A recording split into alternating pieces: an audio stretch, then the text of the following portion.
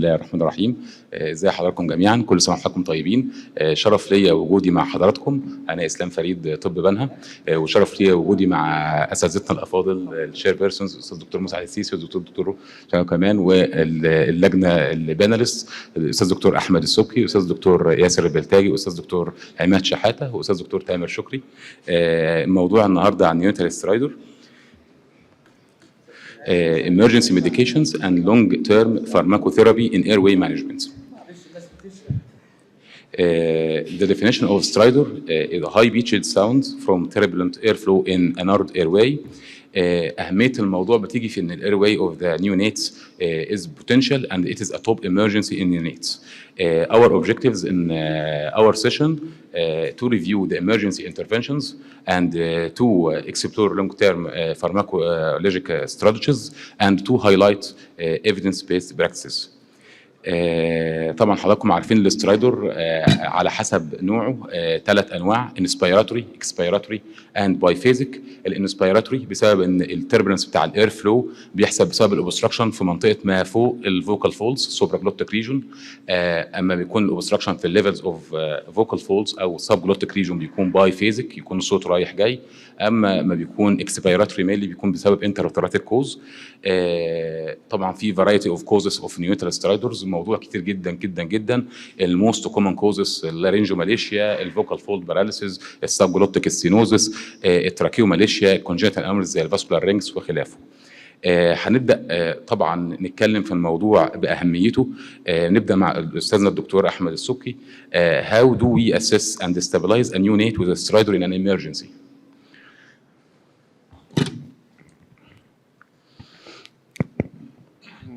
شكرا دكتور اسلام. هو الحقيقه موضوع مهم جدا.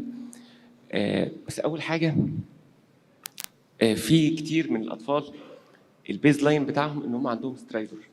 احنا بنتكلم على عيان اوريدي وي ار فولوينج هيم اب، هو مش هيجي ايمرجنسي فجاه، بس هو العيان ده نيونيت، يعني اولموست عنده حاجه كونجينيتال، واحنا ماشيينه كونزرفاتيف انتل ايزر ات ريزولف اور ان احنا نعمل انترفنشن. فاول حاجه يو نيد تو نو عشان تعرف هو emergency ولا لا. يو نيد تو نو ذا بيز لاين اوف يور كيد. يعني هو عيان مودريت لارينجوماليشيا، عيان كونجينيتال بايلاترال فوكال كولد باراليسيس مثلا، وعنده بيز لاين، هو عنده سترايدر، وعلى اساس ده اقارنه بقى بالبيز لاين بتاعه. بالظبط. هو انت لازم تكون عارف البيز لاين بتاعه، لان هو لو انت اعتبرت اي سترايدر فيه مشكله فانت كل عينين دول هيبقى عندهم مشكله. فنو يور كيد هاو هي ووز بيهيفنج، دي اول حاجه. تاني حاجه، هو طالما جالك الامرجنسي يبقى ذا كيد deteriorated. ما هو سبب what happened what is the cause of deterioration.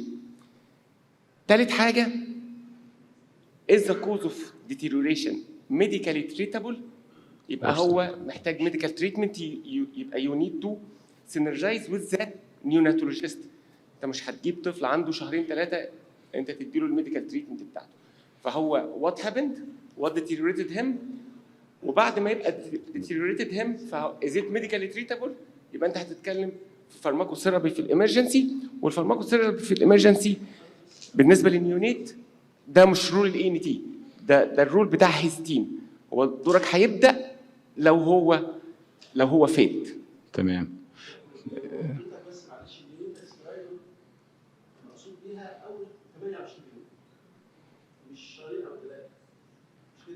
هي النيونيت دي مرحله النيونيتولوجي. هو نيونيتال مقصود بها نيونيتال اونست سترايدر. نيونيتال اونست سترايدر هو بدا وهو نيونيت نيونيتال اونست، بس هذا نيونيتال اونست سترايدر كمل معاه، انما مش اول اسبوعين 3 مش مظبوط. يعني انا استخلص من كلام الدكتور احمد السبكي ان مانجمنت اوف نيونيتال سترايدر از مالتي ديسيبلينري، ان انا افكر العيان اصلا ان ايمرجنسي ولا مش ايمرجنسي. دكتور احمد قال كلمه مهمه قوي: طالما العيان جانا الاستقبال او جانا المستشفى فهو في الغالب مش جاي غير بمشكله. ده مش في الوضع على طول، يعني في اطفال ممكن يكونوا جايين بصوت بس، فهو اي صوت لو كل فيه زملاء من الجينيورز هل اي صوت ده سترايدر ولا لا؟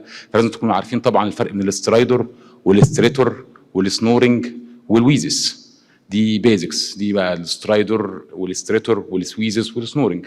بعدها المالتي ديسيبلينري تيم ده مهم زي ما الدكتور احمد قال، وان احنا ناسس الاير واي، هل هو اير واي ان سيفير سترايدر ولا مايلد ولا مودريت، فهيتعالج ميديكالي ولا هيحتاج سيرجيكال انترفنشن. مش هجري اعمل سيرجيكال انترفنشن الا لما اعالج، ولا اعالج واسيبه، ولا اقعد استنى اقعد اعالج واعمل جلسات واسيبه من غير ممكن يوبستراكت مني. فان انا احدد هيحتاج انترفنشن او لا، ده مهم.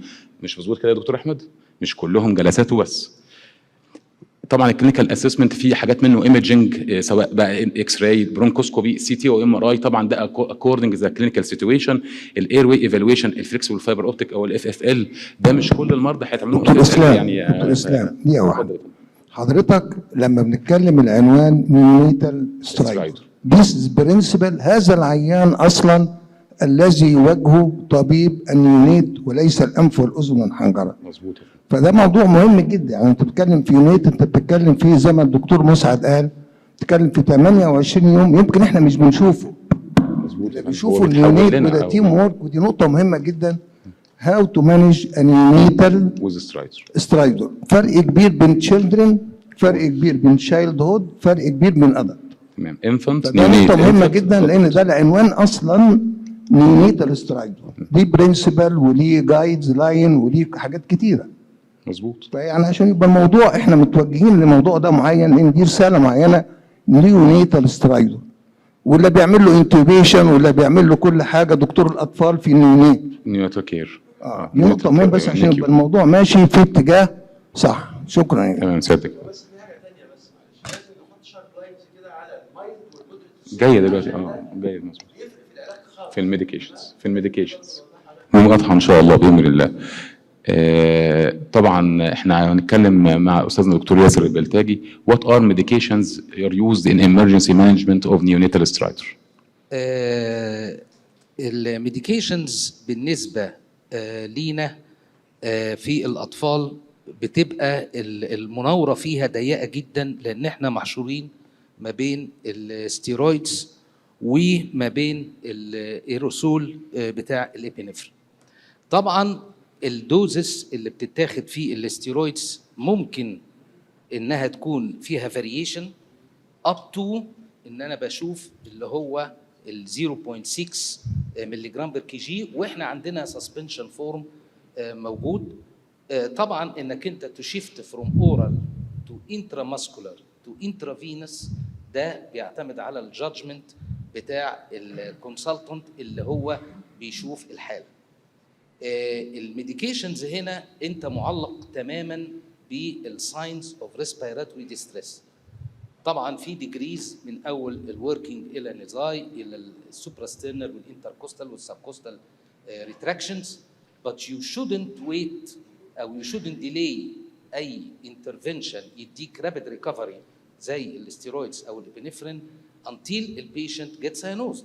كده انت دخلت في مشكله كبيره جدا. وفي نفس الوقت برضو الاستيرويدز هتفيد ان كيس انك انت حسيت انك محتاج تعمل اندوتراكيال انتيوبيشن.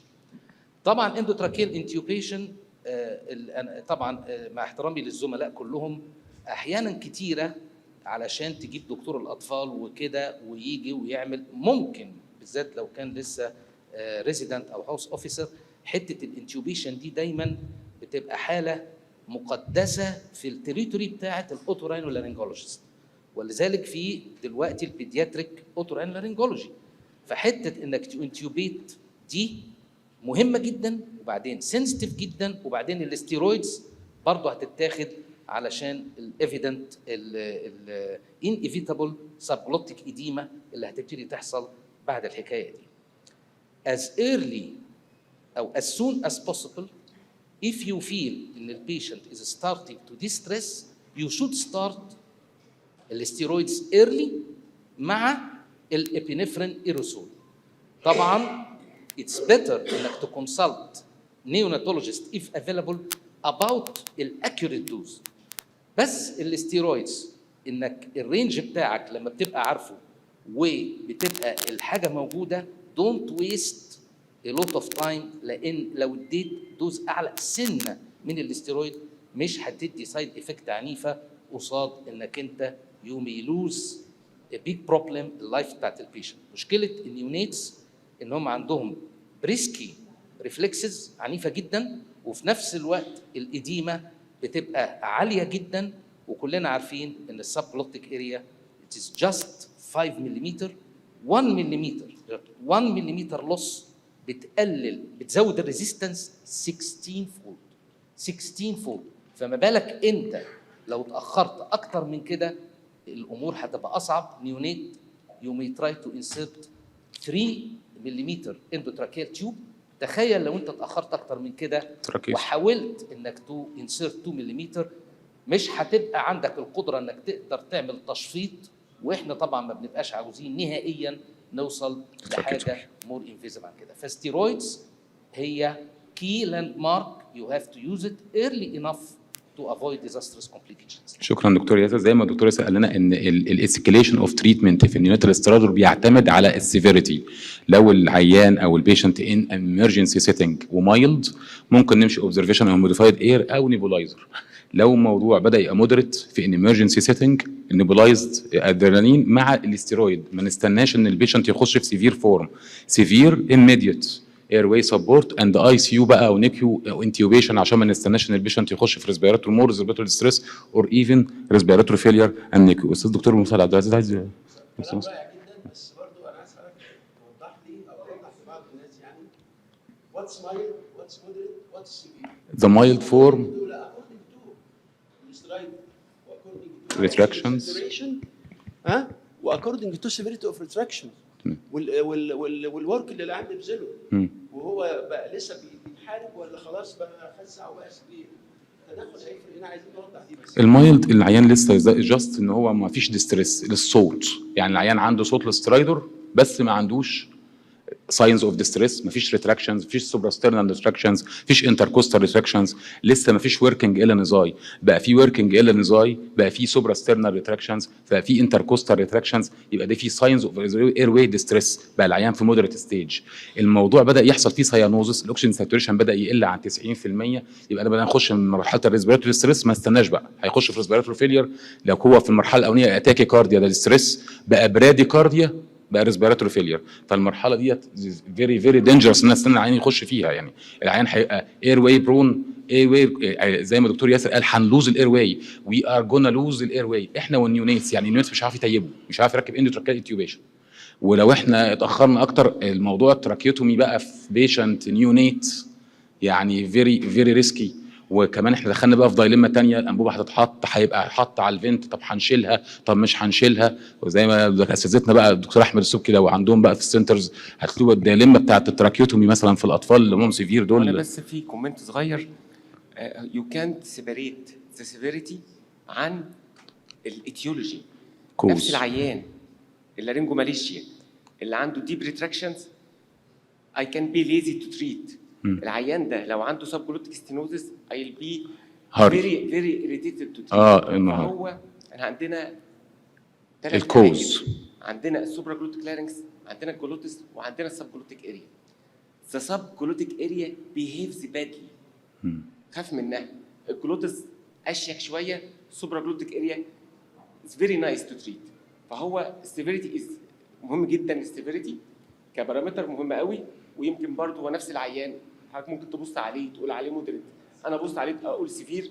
يعني في دايما حته في الجري زون كده. يعني انا فهمت من حضرتك ان احنا وي كان نوت سيبريت ذا سيفيريتي فروم ذا كوز. يعني العيان لو عنده لارينجوماليشيا وعارفين انه لارينجوماليشيا وفي مايلد وفي مودريت مش هبقى خايف منه زي عيان عنده سبجلوتيك ستينوزس وبقى مودريت، لان الاير واي اوف سبجلوتيك ريجون ده فيكسد مش بيتغير. السبجلوتيك ريجون ده مور كابيوس يعني كبير، ممكن يستوعب اكتر معاه اريحيه شويه زي ما حضرتك قلت فيري نايس تو بيهيف. يعني استاذنا الدكتور عماد شحاته هيقول لنا الاوبشنز فارماكولوجيكال اوبشنز في اللونج تيرم مانجمنت اوف نيوناتال سترايدر. شكرا يا دكتور اسلام. شكرا جزيلا شكرا للزملاء. هو في اللونج تيرم مانجمنت حسب الايتيولوجي زي ما الزملاء الافاضل اشاروا، يعني لازم اثناء الايفالويشن هو تو ليمز، الديجري والفيجواليزيشن. الفيجواليزيشن مش بتفرق معاك بس انك تعرف الايتيولوجي، بتوجهك هتتصرف ازاي. يعني انت لو عرفت ان الاوبستراكشن سب جلوتيك وان السب جلوتس ده فيه ستينوزس بالفيجواليزيشن مثلا فوق جريد 2، فانت لوزنج تايم، وبتوجهك كمان اللي هتعمل ايه. يعني انت لو عندك عيان عنده بايلاترال، طفل صغير، فوكال فولد باراليسيس، بايلاترال ابدكتور باراليسيس، فانت كده عندك تو اوبشنز. الاوبشن الاولاني والسهل انك تعمل انتيوبيشن ولو تمبوراري لغايه لما تتصرف، واوبشن تاني اللي هو التراكيوتومي. لكن انت في السب جلوتيك ستينوزس ممكن الانتيوبيشن يبقى فيه مشكله لو الجريد عاليه، والتراكيوتومي لها مواصفات معينه عشان اللي هيشتغل بعد كده. فالفيجواليزيشن ده لا يستغنى عنه، يعني كتف بكتف مع درجه الاسترايد. اما بالنسبه للونج تيرم حسب برضه، يعني انا في السوبرا جلوتيك اوبستراكشن بشوف ايه اللي موجود عندي. لو الطفل في حاجات ستيبل بقى على اللونج ران، لو الطفل هو مثلا السبب الرئيسي اللي هو الموست كومون لارينجوماليشيا، بنبتدي نشوف لو هو بيجي له مثلا اتاكس حسب الفريكوانسي، والاتاكس دي انا الفيجواليزيشن فادتني، عرفتني ان الاوبستراكشن معظمه ستاتيك، يعني ايه بيحصل اديمه مثلا، ريدندنت تيشو، فممكن ساعتها الانهيلد مثلا، الانهيلد ميديكيشن تفيدني. لكن لو الاوبستراكشن ده دايناميك، يعني عندي فلوبي ايبيجلوتس بيقفل جامد قوي وبيحصل ساكينج ان لللارنكس، ده انا برضو كتر الاعتماد على الميديكيشن لوزنج تايم، لان هو في حاجه دايناميك شغاله وبتعمل اكزورشن للطفل. بيبقى عنده اماتيور ريفلكسز، فممكن برضو الاماتيور ريفلكسز دي تخلي عنده مشكله ريفلكس عالي، وده موجود اساسا في النيونيتس وفي الانفانتس، ويبتدي الاسبيريشن، فابتدي ممكن احتاج ادي بروتون بامب زي ما مكتوب هنا. وان كنت انا يعني البروتون بامب انهبيتورز يعني اوصي يعني ان ايه نختار اللي هو الاسمه برازول، ايا كان اسمه عشان الدراج انتر اكشن بتاعته اقل والانسن بتاع الانترستيشال نفرايتس في الاطفال اقل بكتير من انواع ثانيه. برضه لازم يبقى شورت كورسز عشان له مشاكل على الجاستريك ميوكوزا، ممكن يعمل لها في اللونج تايم يوز اتروفي ومشاكل معينه. الانتيبيوتكس دي حسب الحاله، وانا شايف ان احنا بالنسبه لنا هنا في مصر يمكن يكون احنا بنعمل اويرنس للزملاء الاطفال والشباب ان يمكن البروتون بامب وظيفته ان هو بيقلل، بيبقى عند الطفل فيه سكندري اسبيريشن، عنده اماتيور اجريسيف ريفلكس، الكلمه الجميله اللي قالها الدكتور ياسر. فالطفل مجرد انه يشرق شرقه بسيطه مخه مش متعود زيك انه يهدى وكده، فممكن يتنيه كحي كحي كحي يبهدل نفسه. فانا بديها شورت كورسز اون اند اوف عشان احميه من الايه، من الاتاكس دي. الاستيرويد حسب هل هو في عنده ريدندنت تيشو جامد بيحصل فيه اديمه ولا لا. الانتيبيوتكس اعتقد ان دي بالذات فيها اوفر يوز، يعني بالنسبه للنوع بتاعنا يعني انا مش هتكلم فيها مال يوزد لانها بتتكتب قبل ما الحاجات الثانيه تتكتب. الاميونوميديوليتورز ما عنديش خبره بيها قويه يعني الحقيقه، بس هو لا تخرج من اللي هو السبورتيف ميجرز كمان. يعني هو احنا طب راي حضرتك ايه في الفيتامين دي سبلمنتيشن في حالة اللارنجوماليشيا؟ لازم يبقى فيه ايفيدنس قوي ب 2 تايمز ات ليست اناليسيز، لان بيبقى فيه فاليسيس في المعامل بان هو فعلا الطفل عنده يعني ايه ديفيشنسي. يعني الساده الباناليست متفقين ولا مختلفين؟ كده روتين يعني هو الفيتامين دي يعني هستخدم فيتامين دي والكالسيوم روتين كان اللي هو يعني الثيوري او الهايبوثيسيس زي ما بقتش ثيوري، يعني اللي هي نقول ان اللارنكس هو يعني فيه سوفت، فاحنا بنحاول زي نعمل له ايه، نحاول نعمل له يعني سترينثينج بالكالسيوم ليفل والفيتامين دي. بس هل ده يعني ده الهايبوثيسيس؟ طب الساده الباناليست هل متفقين ان هو كل الناس بيدوا فيتامين دي، كل الناس بيدوا فيتامين دي، بس هو معلوش فعلا سترونج ايفيدنس خالص؟ لا انا لو ما اديناش فيتامين دي هيتحسن اللارنجوماليشيا لو مايلد ولا لا؟ لو مايلد اللارنجوماليشيا هتتحسن سبونتينيوس. ما بديش فيتامين دي على فكره روتين ولا كالسيوم الا اذا كان الطفل عنده نقص حقيقي، وممكن اديله جرعات بروفيلاكتيك لو هو هياخد لفتره طويله بي بي اي، لان البي بي اي بتقلل امتصاص الكالسيوم خاصه في الاطفال. البي بي اي هي اللي عليها ايفيدنس، هي اللي عليها هي ايفيدنس، عليها وهي اللي evidence في الرينجوماليشيا بالذات، كمان في المودريت والسيفير كيسز والسب جلوتيك ستينوز. عشان الاسبيريشن هو بيعمل اكساجيريشن وبيجيننج للاتاكس، يعني بيحول الطفل اللي هو ستيبل زي ما الدكتور احمد ميكوزال قال، irritation. وعنده حاجه بسيطه مايلد ديجري ممكن يحوله لسيفير ديجري، لان الريفلكس عنده اجريسيف واماتيور، هو لسه مش عارف بيتعلم ازاي يبلع وبيتعلم ازاي يعمل كليننج للاير واي بتاعه لو حصل اسبيريشن، هو لسه بيتعلم في المرحله دي. فالريفلكسز بتاعته يعني البي بي اي بيحميه بقى ان لما يحصل ريفلكس من الافكت بتاع البيبسين والافكت ده ان هو يعمل له اريتيشن، غير طبعا انه الاسبيريشن نيومونيا يعني بس لا تعمل اكسجيشن او حاجه. مش عارف بقى. اتفضل يا دكتور ياسر. شكرا جزيلا دكتور عماد. طبعا جداً. كلام جميل جدا، بس حته الريفلكس عشان حضرتك بتقول في ايفيدنت سترونج اسوشيشن بين الريفلكس واللارينجوماليشيا اب تو 60%، لكن اون ذا اذر هاند على ما اعتقد مفيش اي اف دي اي ابروفال على الفيتامين. ليوز اوف بروتون بامب انهبيتورز في النيونيتس. اون ذا اذر هاند بقى البريفنتيف تكنيكس اللي انت بتخلي المذر سواء كانت تخلي الفورمولا ثيك شويه، تخلي الفوليوم اقل شويه، تخلي الاكل سلو موشن شويه، تخلي بيربينج والولد شبه واقف شويه، كل ده شايفينه ان هو بيعمل جود كنترول للريفلكس اواي من البروتون بامب. انا طبعا الحته دي علشان كذا مره ببصيت عليها نيونيتس مفيش اف دي ابروفال لاي واحد فيهم. هو الكلام ده فعلا يعني صحيح، واحنا عاوزين اللي نستفيد من الكلام ده ان احنا دايما لما بنيجي احنا بنكتب الروشته، بس هو الريفلكس يعني شبه مؤكد ان في اسوسيشن جامد مع اللارينجوماليشيا، فعلاجه ما هوش فقط البي بي ار، يمكن بقى اللي كمان يعني لو انا ما اسمح لي ازود كفارماكوثيرابي هيبقى البي بي ار. الانتاسيد ايا كان اسمها تستخدم بجرعات صغيره. الجاستروبروكاينيتيك في ابروفر عليها بجرعات معينه، والاسموبرازول بالذات هو احسن بي بي ار. جايز لو هو ما معموش اف دي اي ابروفال، بس مسموح به في دول كتير انه يستخدم شورت كورسز من اسبوع لاسبوعين. تمام يا دكتور عماد. تمام تمام، شكرا جزيلا دكتور عماد. دكتور احمد السكي، في حالات تانية زي السب جلوتيك هيمانجيوما، دي حالات هيبقى عندها كرونيك او لونج تيرم سترايدر، وجهه نظر حضرتك في استخدام البيتا بلوكر زي الاندرال واستخدامه؟ البيتا بلوكر كيوراتيف في اكتر من 90% من الحالات، عشان كده ريرلي الوقت ان احنا نحتاج نعمل سيرجري فور سب جلوتيك هيمانجيوما. بس هو بس من غير ما اضيع وقتكم، هو بالنسبه لللونج تيرم ميديكيشن في بس كلمه انا كنت قلتها، وات ديتيريوريتد ذا كيد. وات ديتيريوريتد ذا كيد، معظم الحالات البوردر لاين اير واي اللي احنا فولونج هير اب في هذه الايج جروب بتديتيريوريت لما بيجي لها لور اير واي انفكشن. العيانين دول لو هم عندهم مالتيبل كوموربيديتيز ساعات بتلاقيهم عيانين نيورولوجيكال وعندهم اسبريشن.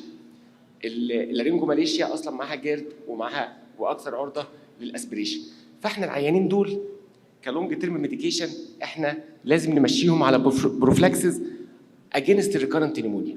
بنعتبرهم هاي ريسك بيشنتس للريكارنت نيمونيا لان هم اوريدي بوردر لاين اير واي، فكل البروفلاكسز بتاع الريكارنت نيمونيا بنحولهم لبتاع النيوناتولوجي يديهم كل البروفلاكسز اللي يعرفها للريكارنت نيمونيا. حاجه ثانيه، احنا مش بنتابع حد نيونيتال اير واي او بوردر لاين اير واي من غير ما نكون عارفين البيز لاين سوالوينج فانكشن بتاعته برضه. لو العيان ده بيجي له ريكارنت اسبريشن نيمونيا لازم بياخد شك في الفيسيولوجي. الام بتاخد الكونسلتيشن بتاع الفونياتريشن عن طريقه السوالوينج وانهي بوزيشن تسوالو فيه، الفيدنج موديفيكيشنز، لان هو ما فيش عيان لارينجوماليشيا هيجي لك ديتيريوريتد لان اللارينجوماليشيا زادت، وهيجي لك ديتيريوريتد لانه غالبا جاله لور ايروي انفكشن. فالايروي ايمرجنسي غالبا ليها علاقه باللور ايروي اللي انت لازم تحافظ عليه قدر الامكان. تمام. طب راي حضرتك يا دكتور احمد ايه بقى وات از نوت ريكومندد ان نيونيتال سترايدر؟ يعني لو نقدر ندي رساله للناس ايه الحاجه اللي مش ريكومندد؟ ما عادش حاجه اسمها ايرجنت تراكيستومي، وما عادش حاجه اسمها جيت احط تيوب ما حطيتش، ما فيش حاجه اسمها ديفيكالت فنتيليشن ديفيكالت انتيوبيشن وعملت تراكيستومي والولد صحي والكلام ده. فانت محتاج تسينرجايز، انت عارف الليجن بتاعك وعارف الانتيوبيشن بوسيبل ولا مش امبوسيبل. لو الانتيوبيشن امبوسيبل فانت محتاج انك تعمل له ماسك فنتيليشن، محتاج انك تدي له ريزيرف بهاي فلو نيزل كانيولا. انت هتشتغل الطفل ده مش وهو ديساتيوريتد، تمام. انما ايرجنت تراكيوستومي في هذا السن يحمل مورتاليتي اكتر من 70%. بمراحل. دكتور ياسر باشا، ايه واتس از نوت ريكومندد اخر in حاجه this age group افندم. in this age group what is not recommended. الايدج جروب ده بتكى برضو على موضوع الايتيولوجي، وان انت تكون عارف الناتشرال بيهيفير اوف ذا باثولوجي. يعني الهيمانجيوما انت عارف انها هتنفوليوت بعد 1 to 2 years، فانت بتحاول قدر المستطاع انك تبايباس الفيز دي. ميزه البيتا بلوكرز انها بتقفل الجروث فاكتورز او الانجيوجينيك فاكتورز، ولازم تبقى ستارتد ايرلير، وتحاول تشوف الفورمولا اذا كانت افيلابل اللي هي السيرب فورم، عشان دي هتستخدم اب تو 2 years. تمام. فالكومبلاينس بتاع الطفل. واخر حاجه في النيونيت سترايدر، حاول تسبق ب3 خطوات مش بخطوه، لانه unpredicted كولابس ممكن يحصل in a very short time و unexpected. وثالث حاجه don't rush انك تعمل evaluation alone in emergency. It's better ان evaluation يكون in an operation theater. It is better ان يكون معاك skilled anesthesiologist برضه just in case، لان الحاجات دي بتبقى very fast و unpredictable. دكتور عماد what's not recommended in this age group؟ هو الحقيقه انا اكتر حاجه نوت ريكومندد في الايدج جروب ده ان انت تو مانج ذا كيس في الاوت كلينكس. يعني الكيسز دي المفروض تروح للهوسبيتالز خاصه لو تيرشري سنتر، وان انت تعمل مانجمنت لوحدك. لازم يبقى معاك يعني الزميل بتاع الانستيزيا والزميل بتاع النيونيت يساعدك حتى في الحاجات البسيطه، بدل ما تشغل دماغك انت بتركز في الفيجواليزيشن كده، هو يحسب لك الدوز، يثبت الدوز، يعمل سبورت في الاير واي. يعني مش هتبقى انت يعني الوان مان شوف الحالات دي في الرونج بليس. ده اهم بكتير، يعني هو السبب الرئيسي للفيلير، اهم شكرا. من التفاصيل يعني شكرا. يعني تيم في مكان مجهز، ده اهم حاجه. تمام، شكرا جزيلا. نستخلص من كلام اساتذتنا ان وات از ريكومندد بقى مالتي ديسيبلينري تيم، برومبت ايفالويشن، ان ا هاري، do not lose your weight, do not waste time على الاير واي بتاع النيونيت. ما تمانج المانجمنت اوف ذا نيونيتال سترايدر نوت وان مان شو، مالتي ديسيبلينري في تيرشري كير هوسبيتال، والبرومت دايجنوزس، وان احنا ما نستخدمش فترات طويله سترويد من غير ما نكون عارفين في اللونج تيرم سترايدر، من غير ما نكون عارفين ايه واتس ذا كوز، واتس ذا اكزاكت كوز. متشكرين جدا اساتذتنا الاستاذ الدكتور ياسر البلتاجي، والاستاذ الدكتور احمد السكو، والاستاذ الدكتور عماد شحاده، واساتذتنا الدكتور مسعد والدكتور علي. شكرا جزيلا.